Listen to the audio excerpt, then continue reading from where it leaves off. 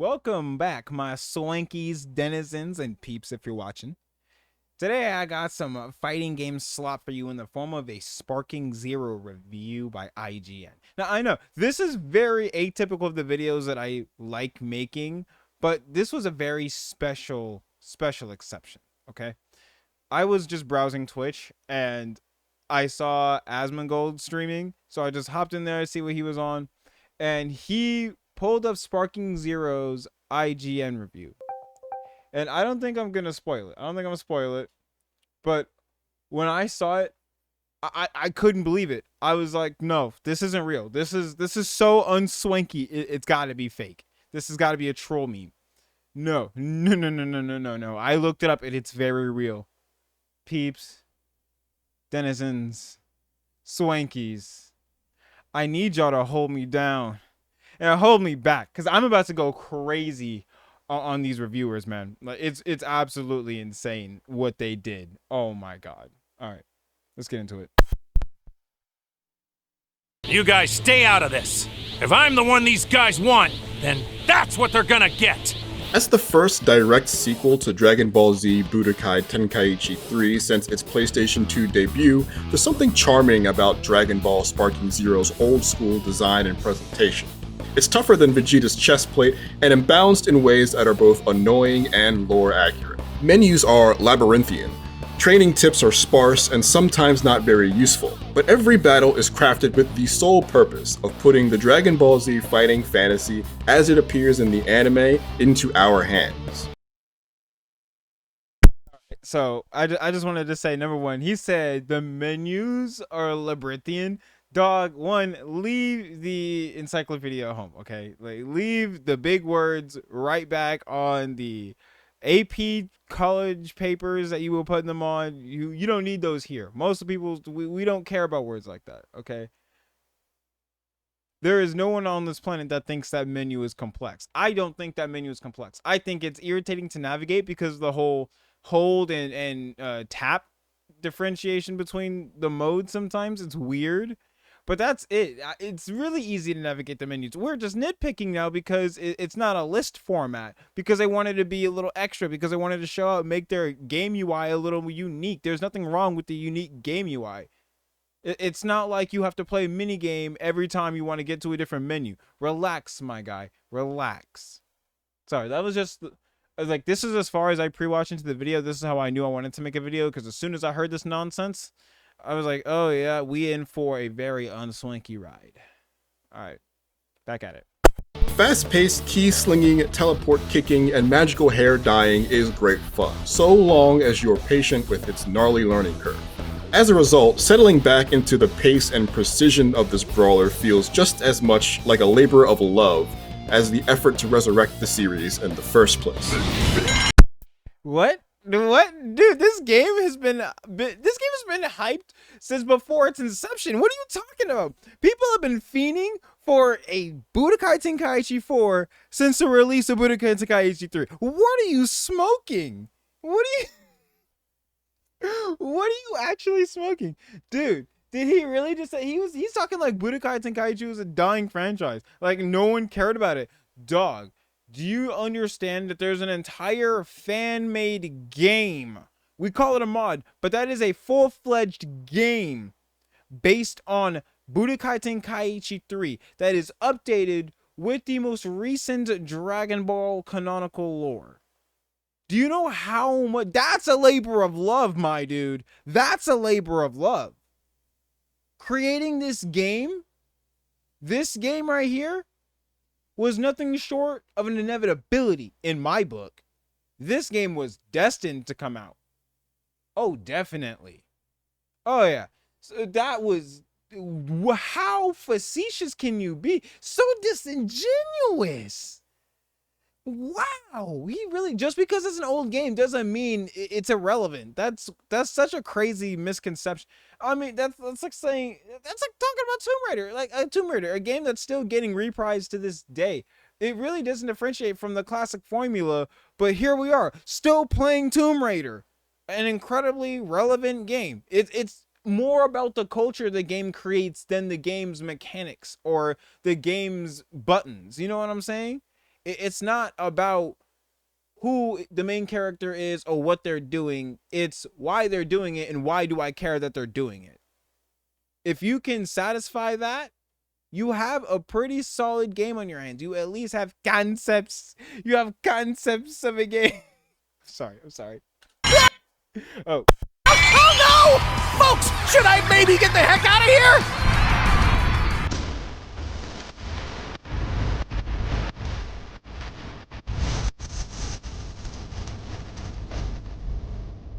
It's undeniable how great Sparking Zero's characters and environments look in. I couldn't let this go. Gokuism. I'm sorry, I couldn't let that go. I'm sorry, I couldn't. Gokuism. I can't, man. I'm stuck. In still screenshots. Every character, no matter what era of Dragon Ball they're from, looks better than I remember. In motion, things get a bit more dicey, with some cutscene animations in particular being awkwardly stiff. But at least the sound hits the mark. If you want your little brat returned safely, Kakarot, prove your Saiyan spirit. The raucous blast of key explosions and booming whooshes of Z fighters flying at high speeds are ripped straight off the screens of old TV episodes. Most of the iconic voices of the various series are recreated pitch perfectly by their original voice actors too, which is an important detail to get right. Farewell, Bulma. I will say this. I will give him some credit. Sure, you can complain about the animation, but you're not watching a show. You're playing a video game, and not even a cinematic game. The cinematic is in the gameplay, not in the story. We've already established this. It's just like Dragon Ball FighterZ. If you wanted a heavily cinematic experience, I'm sorry, but this is a fighting game. Like, this is an arena fighter primarily in Sparking Zero. This is not a movie game. If you want the sexy cinematics, you gotta play the damn game, brody. You can't just play the story. You gotta actually get your hands dirty and do the cool cinematic attacks in the game when you're actually playing, because that's where all the money went, to the gameplay. I cannot believe we have to go over this. But once again, this is a review, so I will say fine. As like in a review sense, in a very objective sense, I'll give him this one. He can have this point. But I think it's a very redundant point to the fact that this game has incredibly sexy cinematics and some of the best looking animations I've seen in video games to date, at least in a Dragon Ball game. But sure, you can complain that the story animations, the story cinematics aren't up to snuff. Sure. Whatever. Trunks, and even you, Kakarot. Another win for my inner child was the truly immense roster. 180 plus fighters pulled from every nook and cranny of the series are playable. Many of these characters are repeated in some fashion. There are 19 versions of Goku, for example, but they all aren't simply reskins. They can have different special techniques and transformation trees, meaning base level Goku from the Saiyan invasion days has a different set of moves and a much lower upside than Buu Saga or Super Era Goku. Okay, you guys are. I'm not critiquing anything this guy's saying at this point. What I'm gonna say right now is totally what I think they really could have done to save money and give us more characters. They could have pulled a Raging Blast, and instead of having 19 versions of Goku, we could have had maybe like, I don't know. I mean, shoot, probably still end up with 19 versions of Goku, but maybe we have less, maybe closer to like 16 or 15. If we just gave them swappable movesets. Like that's really it. Swappable movesets would have been the ultimate feature that this game boasted, because oh my god. It would be immaculate, wouldn't it? I mean, just to be able to go through different moves in the same like series up to that point, like Super Goku would obviously have access to all the moves that every single other Goku has, because that's Goku up to his most recent. But so why would you run like the basic Kaioken moves on Super Goku when you could run super moves on Super Goku? You know, it's one of those things. It's a taste thing. It's a player expression thing. That would have just been a cool little cherry on top for everything else that we got. Not complaining of what we got. I'm just saying swappable movesets probably would have been a little better on the budget and would have given us more characters. Also, no team supers, no team ultimates. I'm really upset about that. I really wanted that, because that would have been really cool, you know? We got what if scenarios. You know, why can't we create some of those scenarios in the game? You know, why can't we do the Goku sacrifice in the game? And if like, I don't know, you could do a quick time event. And if the quick time works, then you can escape the full Nelson. But if you don't, then you eat the full Nelson and you also lose Goku. Like whoever does it, like you lose Goku, but you also KO the opponent. Obviously, you can only use it once because you need Goku to do it. Goku just gets KO'd by it. I'm just saying, like, that would have been cool. And that's not something I would expect in a future update either. That's something you have to design into the game. So, once again, this isn't critique towards this guy for now. It's just something that, you know, just an observation. Really, just an observation. Who can transform into various Technicolor versions of Super Saiyan. These abilities can't be changed, but I could modify each warrior with ability items that boost things like attack power and health, though I barely noticed any benefit at all when doing so. The controls are universal for all characters, but some on the roster interact with the standard system slightly differently than others. Okay, so I know I'm pausing at a really awkward times, but I really feel like this guy wanted some sort of RPG experience with the items. I'm not gonna lie to you, I feel the effect items have. Because the way I play BT4 is probably competent, and this guy is not. I don't know if anyone's peeped the streams that's watching the video, but if you watch me play Sparking Zero, I'm a very combo-heavy player. I love to combo. And when you're only allowed one vanish in a combo, it really hurts like the max combo ability, especially confirming into supers. So when I am playing with items and I'm able to get 3 without having to be in high tension, it's very nice. It feels good. And also, it makes high tension even scarier because now the damage can essentially triple, especially confirming an ultimate after. You have to know what the items are actually doing. You have to know how to play the game to make the items work. This is not an RPG. This is an arena fighter. You have to understand that. Know the game you're playing. The fact that there are items that we can customize our characters is as close to RB2 as I think we're getting. You know, I really miss snap transformations. If you know what I'm talking about, I'll probably put it up in the video. Snap transformations is basically a cool feature in Raging Blast where if you use a transformation and then go back to another form, if you go back to that same transformation, it skips the cutscene and you just snap right into that transformation. It's really cool. And it really makes like for thematic battles. It's kind of sick. I'm not gonna lie. If those who know, they know. And y'all are hurting with me. I get it. Swankies, denizens, I know. We hurting together. Anyway, back to the video. Others, which is an appreciated layer of nuance. Android characters can't actively regain ki in order to launch blast attacks, while gigantic characters like Janemba can't be grabbed. Sparking Zero makes no attempt to balance these differences either. Every time I was forced to fight a character that was canonically stronger than mine in the manga or anime, they were just as impressive in-game as I'd expect. I didn't always like it, but I respect the commitment. Let me see what you got. Unfortunately, the bar to execute the various techniques of its diverse cast is very high and extremely frustrating. Inputs are simple overall, but Wah, skill issue. Wah. I'm sorry. That's all I heard there. Oh, you said one combo too hard. Whatever, Chief. What the fuck ever. Okay, man. All right, I got you. Just complaining to complain now. I see. The combo execution bar is it's too high. The skill ceiling too high. Shut up. You are playing a power fantasy in a battle arena, dog. This is an arena fighter with Dragon Ball characters. You're lucky there's actual combo structure at all.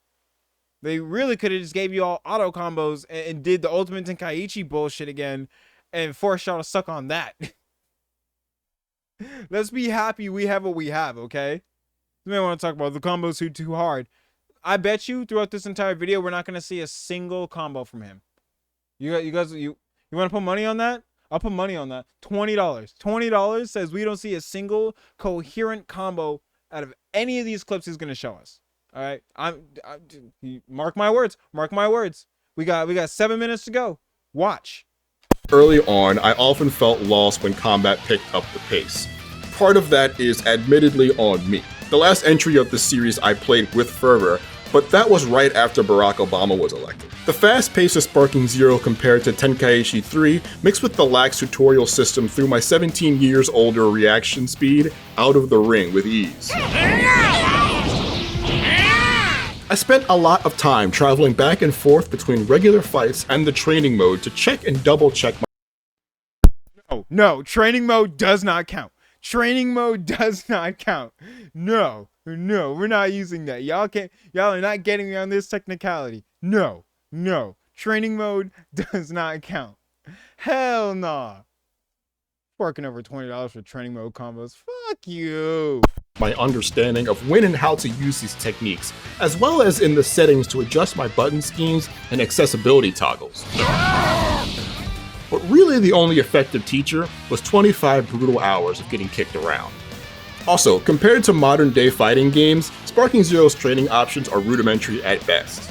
There's no expectation to lay out frame data and hitboxes in a less competitively focused game like this, but targeted drills or a more nuanced customization of CPU behaviors would go a long way to help beginners and returning players fly up to the high skill floor. As you do damage, there's nothing wrong with arguing for more training tools. Nothing at all. I don't see anything wrong with that take. There's nothing wrong with saying, hey, maybe a little more training tools would be good. You know, that would be kind of nice. I agree. There's nothing wrong with wanting to get more thorough practice in. This is actually a very base take in my opinion. I actually think the same thing. I heavily agree. Also, not being able to force health regen on training AI is really, really annoying. Forcing a restart and not being one, you're not even able to force a restart whenever you want. There has to be like a gap between you and your opponent. It's really weird. It's really weird. You can't even force the reposition whenever you want. And if you end up killing your opposing team, oh my god, excuse me, then it forces the restart, yeah, but it forces you to go through a mandatory black screen. It's just so much time gets wasted. I'd much rather they just regen the health and we could just keep going from there. So this is a very good take. I agree. This is definitely something Sparking Zero could have worked on if they weren't working on literally everything else that dropped my jaw to the floor. I'm just saying it's a good nitpick, but nonetheless, it is a nitpick. And gain energy, a meter will charge that grants a skill point every time it fills. There's a handful of ways to spend these points, the most common being on unique skills each brawler has, like this and this one. But points also need to be spent carefully on transformations and the new revenge counter system, which works a lot like combo breakers from Killer Instinct. The timing on your defensive options is razor thin and can be a real bear to learn, but these can be life-saving.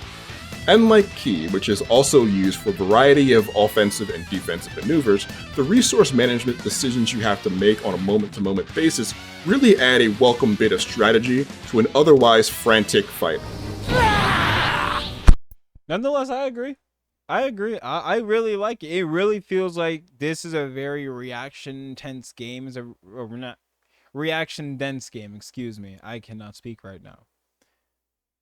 Sparking Zero is definitely one of those games where it feels like you are always playing chess, like 24/7. You're always making a move and trying to counter your opponent's next move. It's a measure of who is the furthest step ahead, because you're always one step ahead of your opponent, or at least you think you are. Man, the amount of times I beat up a Goldo, a Chaozu, a Goten just to be greeted with a teen fucking Gohan at the end. Like, I really felt like Goku and Vegeta when they were about to face off against the army of metal coolers. It's just like, god damn it, y'all just don't stop coming. Pause.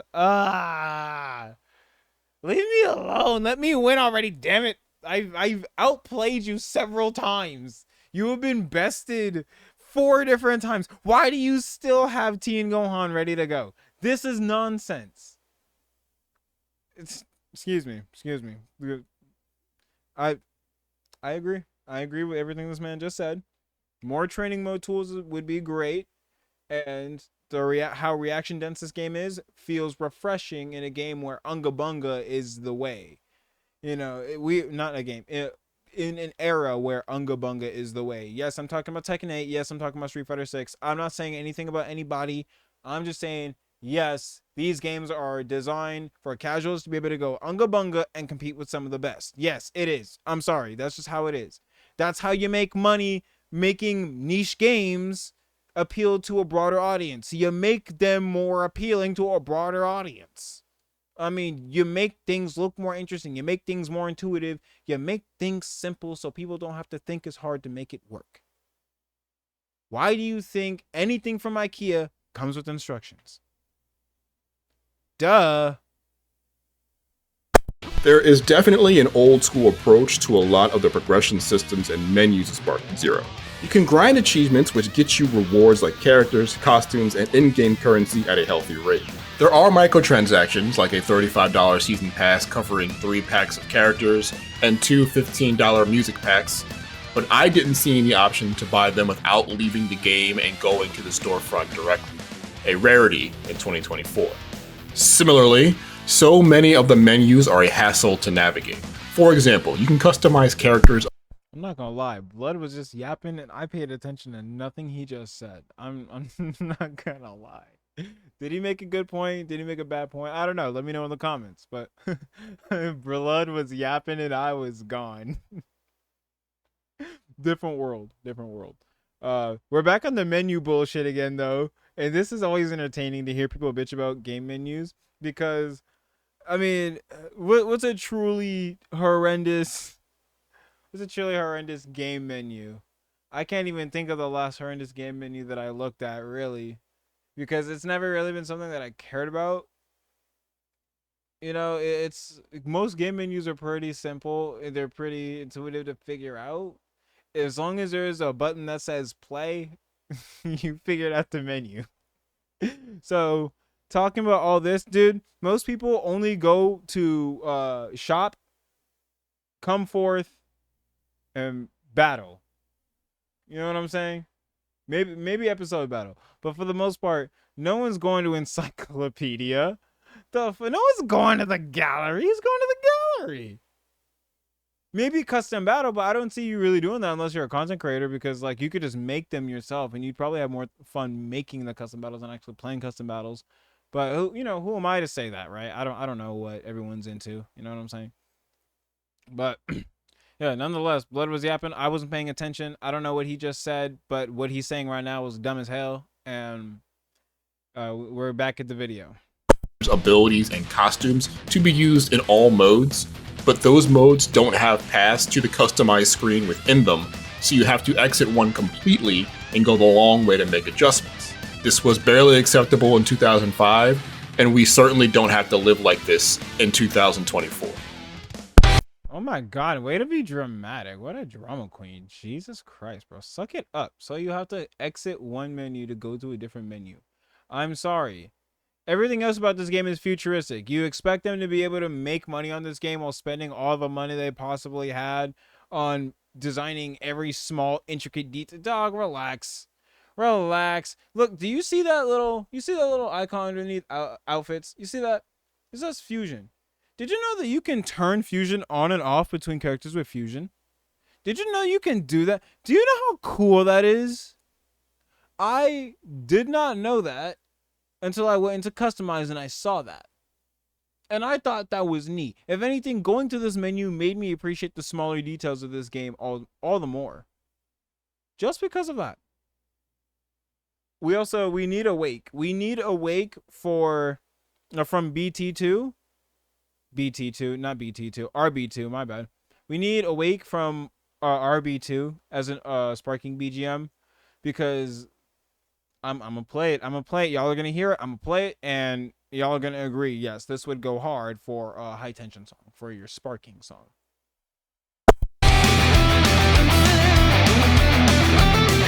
The flagship single player mode is called Episode Battles, which is a truncated retelling of the biggest Dragon Ball stories from various characters' perspectives. Just about every Dragon Ball game has done this in some form or fashion, but this rather exhaustive version does a good job at keeping the time between battles short and prioritizing the important moments versus making you play every single skirmish as Tenkaichi 3 did.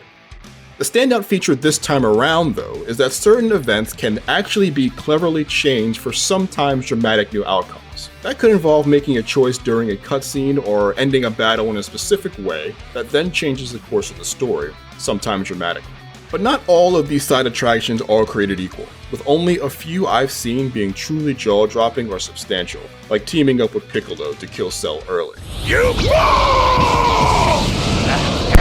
Really upset that he said that, because it's like, most, and I know this probably might be one of the ones people haven't even gotten to yet. I definitely would have said the Frieza one, because that's definitely one people have seen, because who's not going to kill Frieza with the Spirit Bomb? But spoiling the dialogue choices, I don't know. No. I would have kept it strictly the game. This is a nitpick from me. I would have said the Frieza one. One, because it's way earlier than Cell, and everyone's gonna kill Frieza with the fucking Spirit Bomb. But two is, dude, like, really? You really chose to spoil? That's one of the actual cool ones, and you chose to spoil that. By the way, he just spoiled me for that one. But this is karma because I spoiled somebody else. On some stuff later in the game, like with I feel bad.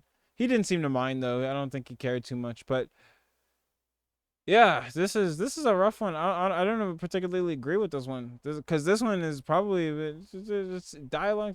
But it is.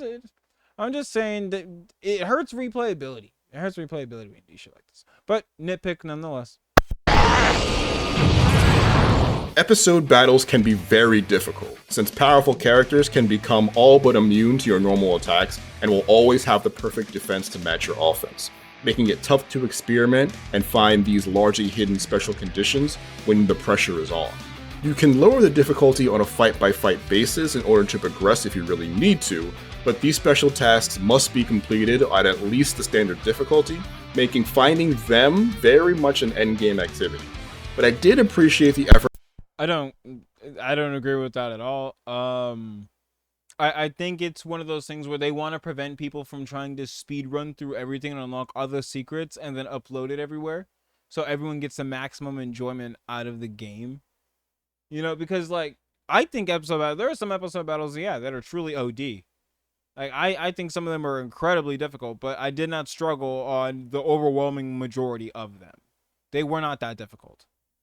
Even getting the alternative clears wasn't that difficult. It just sometimes it took a little extra brain power to figure out what the game actually wanted, because some of the alternative clears just make no sense. I'm looking at you, Bert or Jay's fight, but nonetheless, I understand what he's trying to say here, but I think he's 100% wrong. I think this was just counter speedrunning measure, so you don't just play the game in the lowest difficulty, get all the secrets, and then spoil it for people. That would definitely be something that would hurt, most people's interest in the game if they could just watch all the secrets now, which I haven't even seen all of them. I've only seen like 2, just floating about on YouTube Shorts, really. But being able to do the secret missions, like it's not really endgame. You could literally just replay the same mission. You can quit during you guys know you can quit during like the scene recaps and like the narration scenes, right? You guys know you can quit, go back to that fight, do the alternative clear, and then run that route instead, right? I mean, we all know the story of Dragon Ball. You're not missing out on too much. If you already know what's canon, it's easier to know what's not canon. So it's easier for you to figure out what's the sparking episode versus what's the canon episode. You know what I'm saying? So this is also one of those weird nitpicks where it's like, dog, I don't know why you think that you need to be some professional level gamer to get these secret. No, you just got to know Dragon Ball lore a little deeper than the average Joe, I guess. But even then, who is not going to kill Frieza with the Spirit Bomb? Who is not going to do that? Why would that not cross your mind? Especially when you literally get a pop-up during the fight that says ultimate move unlocked. Like the game is telling you, hey, you might want to hit Frieza with the Spirit Bomb. It's literally the biggest yellow line for that secret mission, for that sparking episode. I don't know why we're all acting oblivious to this. Well, at least I don't know why he's acting oblivious to it. Excuse me, Swankies, denizens, and peeps, if you're watching. I know you guys are smarter than the average bear. Sharper than the sharpest knife in the drawer. I know. To spice up the stories that have been rehashed ad nauseum. What the? There are also custom battles, which exist somewhere between Mario Maker and the Universe mode in a WWE game, using a toolbox full of special modifiers that limit what characters can and can't do in a given scenario, as well as some triggers that help program particular outcomes after conditions are met. These battles can potentially resemble more of a puzzle than just mashing digital action figures together in dream situations.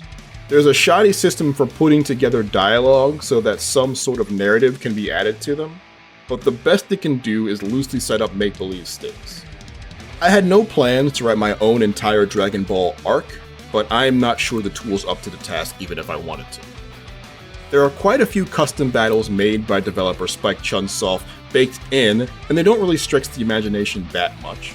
A few of them present interesting scenarios and specific parameters for victory, like seeing Kid Goku spar with Master Roshi, who can only be beaten by the Kamehameha. But I haven't come across an aha creation that really shows me the potential of this mode. Dog, the game came out like 5 days ago. Shut up. Did he really just say that? What an asshole. He said, no one that has a game yet has been creative enough to impress me. Shut up, you jackass. What? No one has shown me what this game is truly capable of. Yeah, because we've had it for 5 days. We're all still taking in what this game is capable of doing because we're still doing all the secret stuff and we're still 100%ing it. Trust me. Give it some time. Give it a month or two and we are going to have AAA versions of these custom battles. All right? And I'll put money on that too. That's another 20. Sparking Zero at least seems to break the Tenkaichi curse of truly abysmal online multiplayer by supplying some solid network play.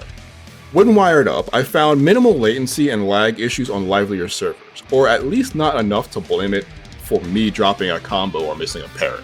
There is a local split screen option for people who want to duke it out in person, but it's disappointingly limited to just one stage, the white void of the hyperbolic time chamber. Even still, playing Sparking Zero with real people that you can hit with a dramatic one-liner or a guttural power-up scream is still the best way to do it by far. Kept you waiting, huh? Dragon Ball Sparking Zero is a final flash from the past, sometimes to I should have paused it when I saw a verdict, but it just dawned on me that we're about to get into the reason why I had to make this video. I cannot wait for you guys to see the score. I can't wait for you guys to see this damn score, man. I want you to have a score in your mind of what you would give Sparking Zero. What is the lowest score you would give Sparking Zero? I think that's more juicy. That's juicier. What's the lowest score you would give Sparking Zero? Right. Just keep that in mind. fault, as demonstrated by its archaic menus and remedial training tools. Its episode battles have the kind of reaction-heavy difficulty that doesn't really exist in most games these days, more than once crossing the line between challenging and frustrating. But the feeling of traveling back to a simpler time when games didn't have to be balanced or competitive to be fun is a good one, especially when that action stays so true to that of the show it's recreating.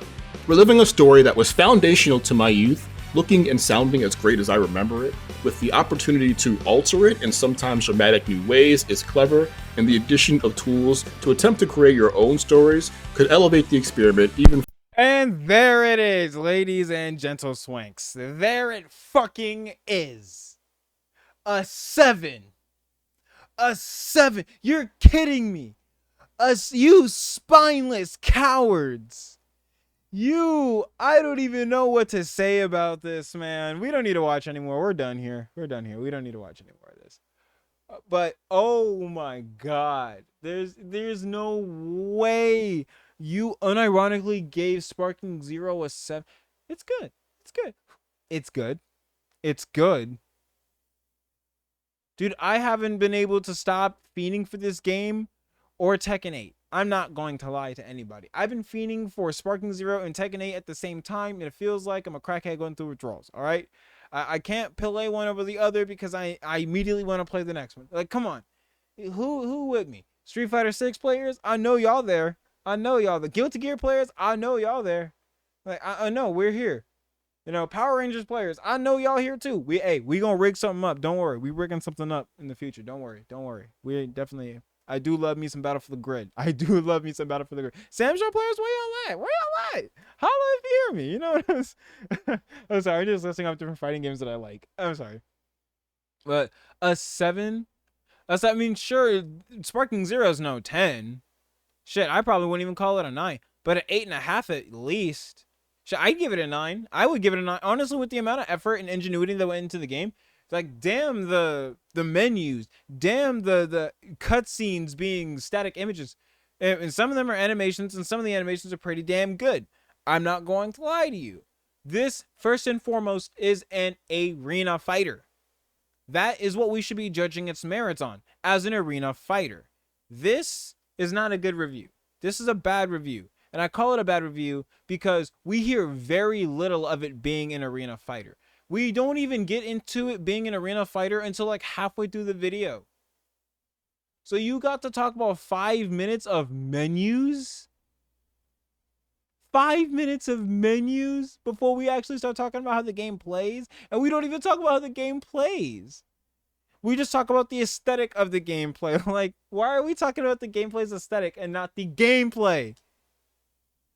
This is why people look to YouTubers for reviews. If anyone wants me to do a Sparking Zero review, go ahead, drop a like, and if we get to like, I don't know, maybe like 1,000 likes on the video, and maybe 200 dislikes, we'll do a review. You know, maybe we'll do a review. If you don't dislike the video, obviously don't dislike it. But you know, if I got 200 dislikes, that means people watched the video and they, you know, even if they didn't like it, they watched the video. So I'm just saying. So 1,000 likes, 200 dislikes. I'll do a Sparking Zero. I'll do Sparking Zero review. Yeah, but until then, go on. Take care of whatever else you got to do today. Have a great day, and remember, I'm always in your corner. Peace.